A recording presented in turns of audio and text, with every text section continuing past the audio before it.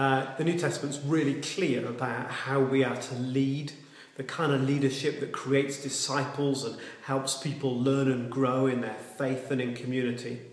Think about what Jesus did for a moment with me. Jesus didn't tell the disciples a whole load of stuff and just send them out to get on with it and then come back and tell him how they got on.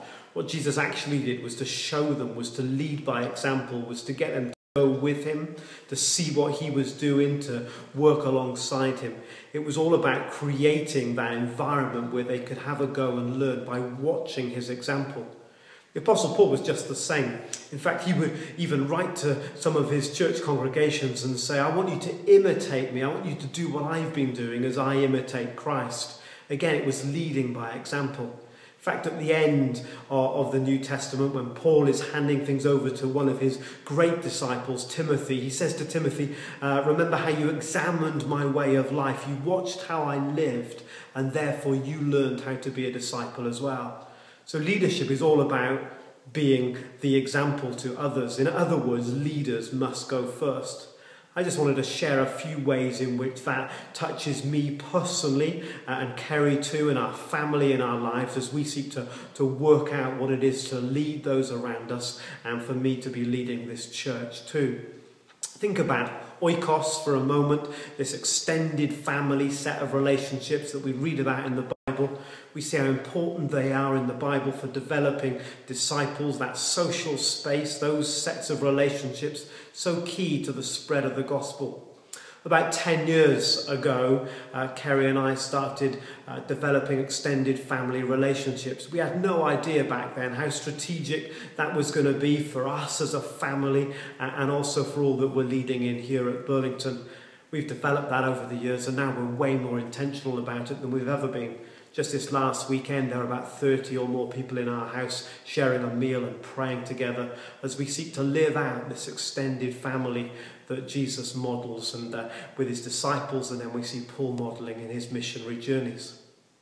Something else too that we've been involved in over these last few years, we're using huddles as a way to coach our missional community leaders. What's really important about huddle, or one of the things that's really important about huddle, is challenge. We want to challenge people to listen to what God is saying. We want to challenge people then to go and actually to put into practice what they believe God is saying to them. We want to be on each other's case. We don't want to let each other off the hook. It's the kind of challenge we see Jesus give his disciples. I think it's important for us all to understand that I'm not just the one giving the challenge. I too am in a huddle of my own. I meet with senior leaders from around the country on Skype every 2 weeks, where in that huddle I am being challenged to listen to what God is saying, to put into practice what he's asking of me. And they as a group and the leader of that huddle, they don't let me off the hook either. I'm being challenged as we try and create this culture of challenging one another to put into practice what Jesus said. And then one thing for me through this year, 2013, that I really am looking for a personal breakthrough, and that's in this whole area of people of peace. What we desperately need is for all of us to be recognising and building relationships with our people of peace. If that's the culture that we want, if that's what we're going for, then again, leaders need to go first. It needs to be what we're all doing and all engaged in. So for me personally this year, developing my people of peace is really important.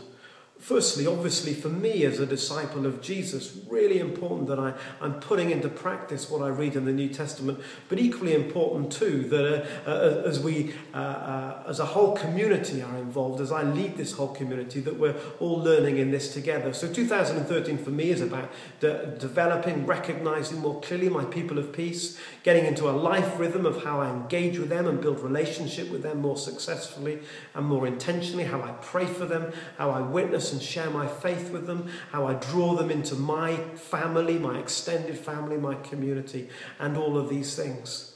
So for me, again, in this whole area of people of peace, it's really important that we lead by example, and really important that we see this worked out in each of our lives as we learn and grow together. Leaders go first.